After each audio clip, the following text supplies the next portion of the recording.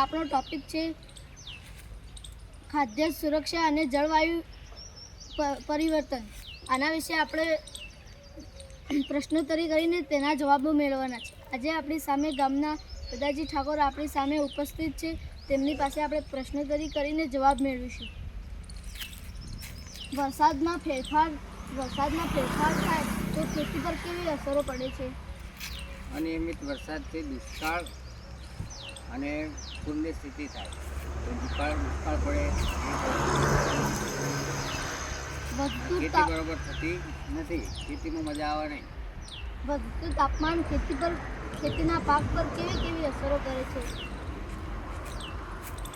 વધતું તાપમાનમાં ગરમીનો વધારે પડતું જોર હોય તો પાકમાં ગરમીના કારણે પાક નિષ્ફળ થાય, બળી જાય, એટલે ઉત્પાદન ઘટે ને ભાવમાં વધારો થઈ જાય. ઉત્પાદન ઘટવાથી તમે ખાદ્ય સુરક્ષા માટે કઈ તકનીકી અપનાવો છો? એના માટે પાણીનો વપરાશ ઓછો થાય એના માટે ટપક પદ્ધતિ અથવા તો ફુવારા પદ્ધતિ. જળવાયુ પરિવર્તન ગરીબી વર્ગની ખાદ્ય સુરક્ષા કેવી રીતે જોખમમાં પડે છે? ગરીબ વર્ગના માણસોમાં અનાજ ઓછું થવાથી પરિસ્થિતિ બગડે, એટલે પૂરતા ખોરાક ના મળવાથી બરાબર.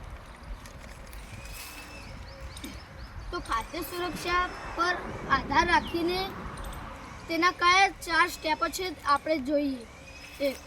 ઉપલબ્ધતા, પ્રવેશ, ઉપયોગિતા અને સ્થિરતા. ખાદ્ય સુરક્ષા એટલે કે દરેક વ્યક્તિને પૂરતું પૌષ્ટિક આહાર મળી રહે અને સલામત ખોરાક મળે, તેને ખાદ્ય સુરક્ષા કહેવામાં આવે છે. જળવાયુ પરિવર્તનથી ખાદ્ય સુરક્ષા પર કેવી અસર પડે છે? ખેતી પર કેવી અસર પડે છે? તો અનિયમિત વરસાદથી દુષ્કાળ જેવી સ્થિતિ સર્જાય છે. પાક ઉત્પાદન ઘટે છે, માટીની ફળદ્રુપતા ઘટે છે, બજારોમાં ભાવ વધે છે. બીજું, ખાદ્ય સુરક્ષા માટે ઊભા થતા પડકારો કેવા છે? કુપોષણમાં વધારો. જે ગરીબ લોકો હોય છે તેમને ખોરાક મેળવવા માટે પણ મુશ્કેલીઓ પડે છે. આવું બધું થતું હોય છે ઘણીવાર.